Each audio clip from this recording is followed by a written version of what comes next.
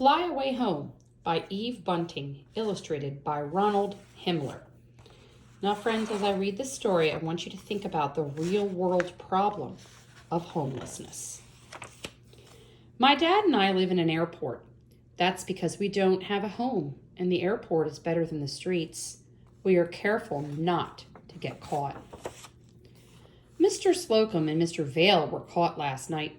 10 grains of bottles hanging on the wall, they sang. They were as loud as 2 moose bellowing. Dad says they broke the first rule of living here. Don't get noticed. Dad and I try not to get noticed. We stay among the crowds. We change airlines. Delta, TWA, Northwest, we love them all, Dad says. He and I wear blue jeans and blue t-shirts and blue jackets. We each have a blue zippered bag with a change of blue clothes. Not to be noticed is to look like nobody at all. Once we saw a woman pushing a metal cart full of stuff. She wore a long, dirty coat, and she lay down across a row of seats in front of Continental Gate 6. The cart, the dirty coat, the lying down were all noticeable. Security moved her out real fast. Dad and I sleep sitting up. We use different airport areas. Where are we tonight, I ask. Dad checks his notebook. Alaska Air, he says, over in the other terminal. That's okay. We like to walk. We know some of the airport regulars by name and by sight. There's Idaho Joe and Annie Franny and Mars Man, but we don't sit together. Sitting together will get you noticed faster than anything, Dad says. Everything in the airport is on the move. Passengers, pilots, flight attendants, cleaners with their brooms, jets roar in, close to the windows. Other jets roar out. Luggage bounces down chutes. Escalators glide up and down, disappearing under floors. Everyone's going somewhere except Dad and me. We stay. Once a little brown bird got into the main terminal and couldn't get out.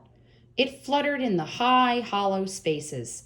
It threw itself at the glass, fell panting on the floor, flew to a tall metal girder, and perched there, exhausted.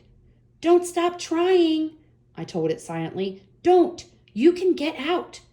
For days, the bird flew around, dragging one wing, and then it found the instant when a sliding door was open and slipped through. I watched it rise. Its wings seemed okay. Fly, bird, I whispered. Fly away home. Though I couldn't hear it, I knew it was singing. Nothing made me as happy as that bird. The airport's busy and noisy even at night. Dad and I sleep anyway. When it gets quiet between 2 and 4 a.m., we wake up. Dead time, Dad says. Almost no flights coming in or going out.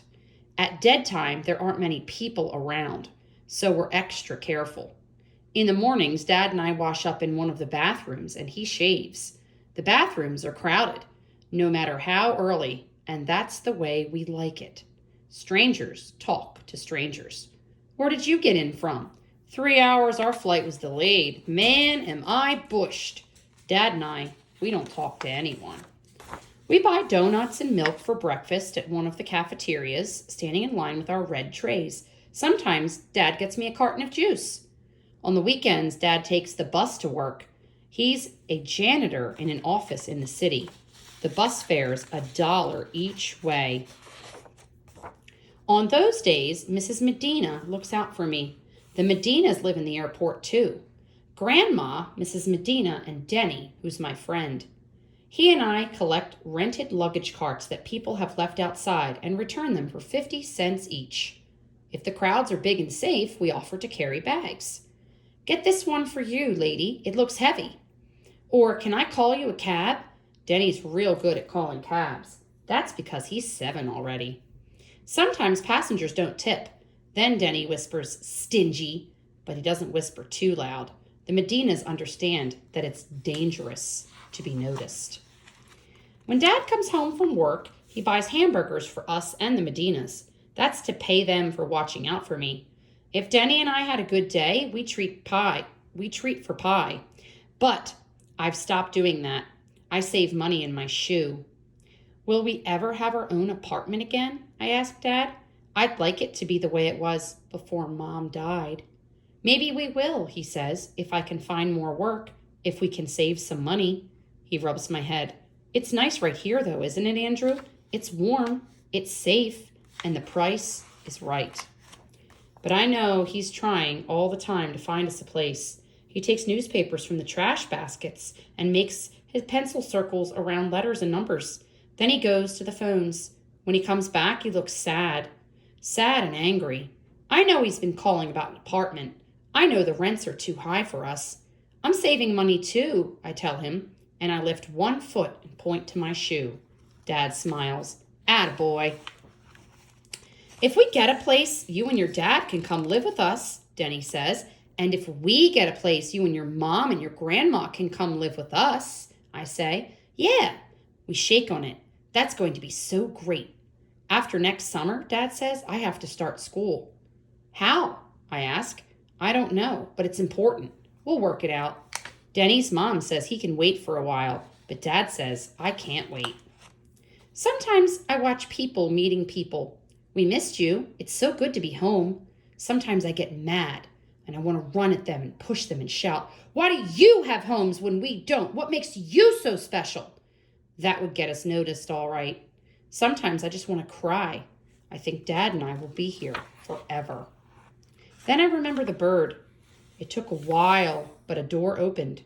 And when the bird left, when it flew free, I know it was singing. All right, friends, so let's talk about what we learned in that book.